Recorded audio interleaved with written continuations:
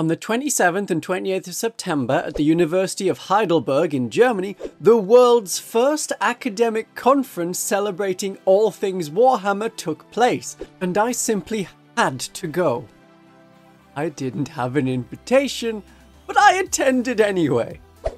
While I had missed the 31st of July date for paper submission, so I wasn't able to enter an academic paper on why it isn't animal abuse to kick space wolves, but I did get to attend. So if you were there and you saw someone in a fancy black cloak walking around, that wasn't me, as I attended online.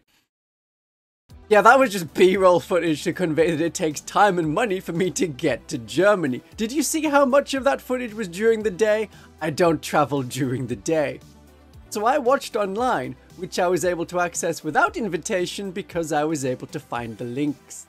And I love weird academic conferences. I have been to talks on completely strange other topics like the animals of Farthing Wood and Virgil's Aeneid, or the reversal of light is good, dark is bad in Star Wars, and She-Ra and the Princesses of Power.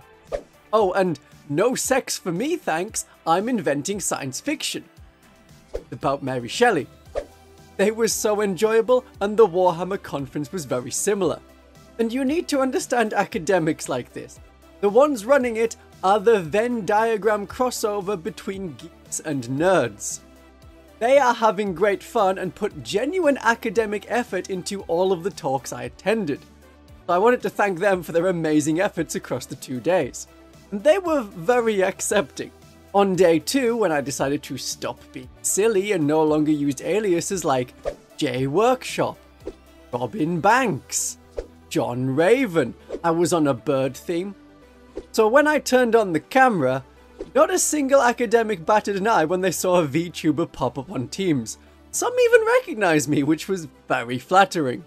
And this was a fun 2 days chatting with people who loved the hobby. It was also really funny to see so many academic people with their cliche background bookshelf. And then there's me! We can take the fact that an academic conference on Warhammer was allowed to take place as confirmation that Warhammer is mainstream, if the comics and the novels and the video games were not a giveaway. So what happened at this conference? What is the inside scoop? Well, you'd be pleased to know that the academic discussion is exactly what you would expect to come up when you get that many Warhammer fans in the room. The same debates and analysis you have at the club with your friends or here on YouTube were what came up in an academic setting. Some talks are about the lore, some on the tabletop game, some on the Warhammer books. The usual topics for 40k were discussed. Proxy models, is the Imperium still the baddies in the War on Chaos, Games Workshop and IP, and there were some more unusual topics like 40k as a gathering point for neurodiverse people, medieval Dominican nuns with guns, and the Gene Stealer cult viewed through different political lenses. Very interesting. There was lots of critique of Warhammer, but just like on YouTube, the people who play it lots and enjoy it are going to critique the hobby we love because we want it to be better and just really love talking about the hobby. The way it worked was a series of talks taking place in different rooms. You picked a talk you like and went to that. But it can lead to having to make tough choices between knowing more about finding joy in the grimdark world and a cultist point of view of asymmetric warfare. It might also suck if you're running a talk at the same time as a really popular guest speaker. I don't think that happened at this event. There were separate time slots for the keynote speakers. There were online room links for each one, so people around the world who could adapt to German time zones could watch it online and ask questions or make comments at the end, which is what I did. This wasn't just a fan event that happened for fun. It wasn't about getting a bunch of people who like Warhammer together in a room just so that we all know that we exist. We already knew that. Academic events can't get funding to run based off good vibes and enjoyable chats. There has to be elements to take into life. I have talked about how you play 40k being how you view life as well as being a hobby. 40k can be used in research and understanding. There was a researcher looking at our understanding of AI and what has a soul through the lens of the Admech and the Necron's concept of the soul in computer technology. Like, how little distinction is there between a Dreadnought's pilot and a Land Raider with a very strong machine spirit? Another talk was on using 40k as a useful medium for treating PTSD in military veterans. You are talking in language ex-military people can understand, like flanking maneuvers and taking cover. 40k can then be used as a way to manage and reduce triggers. But not just any 40k game is part of treatment. These have to be managed safe spaces with professionals guiding the talks.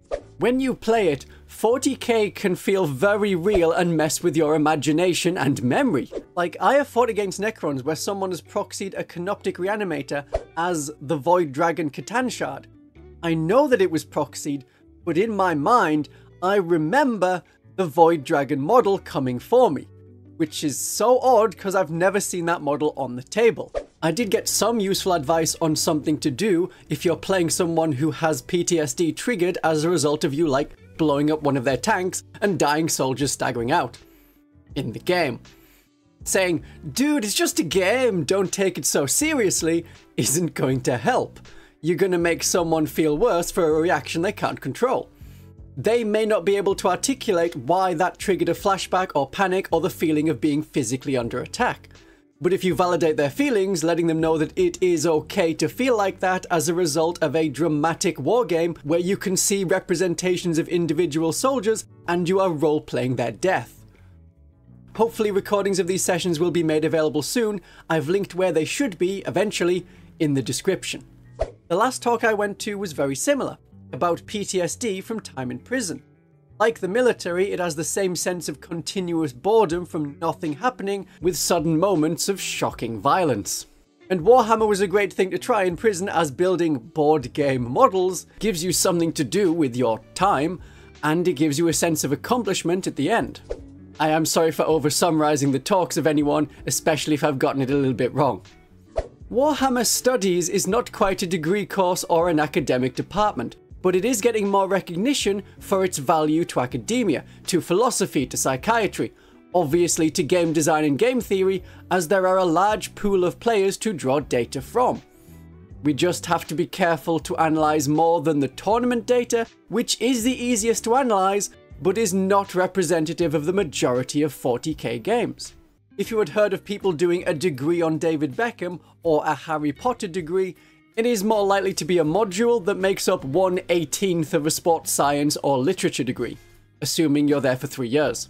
Maybe Warhammer as a hobby can get there, and more academic dissertations can be written about it so that the game could be made more fun, or new and better wargames could be made as a result, hopefully with a lower cost of entry.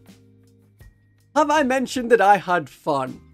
The event was way bigger than expected with the limited funding they had, and people had come from across the world, as far away as New Zealand, had come to Germany in person.